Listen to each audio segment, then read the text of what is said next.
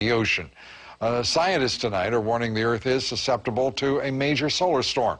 It is a storm that could make global warming seem absolutely irrelevant.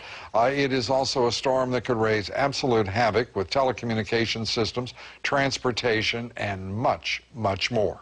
Inez Ferre with our report.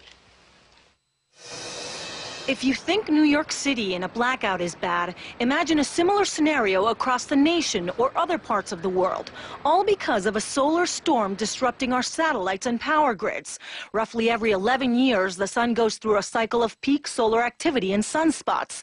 The next one is due by May 2013.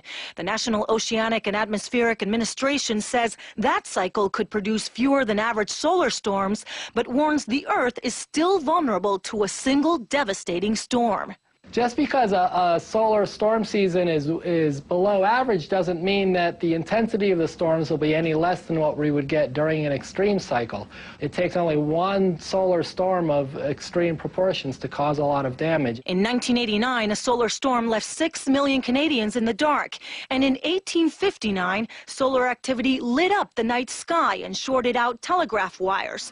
With our dependence on modern technology for everything from commerce to communications to defense, we're more vulnerable than ever, according to physicist Michio Kaku.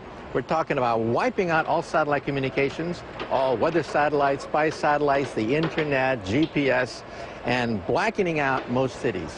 Every 11 years, we're playing Russian roulette with the sun. So sooner or later, we're going to lose that bet. The National Academy of Sciences says a severe solar storm scenario today could cost $1 to $2 trillion in damages and take up to 10 years to recover. Astrophysicist Willie Soon says this scenario is avoidable. If we do have some kind of warning well ahead of time, basically even hours, then we can sort of temporarily shut off the operation of the satellite. That would really very minimize the damages, potential damages that could be done to the satellite system. And next week, scientists and technology experts will gather in Washington, D.C. to talk about the possibility of a major space weather event and if we're prepared for it, Lou. Let's find out if we can be prepared for it. Inez, fascinating story. Thanks, Inez Ferre.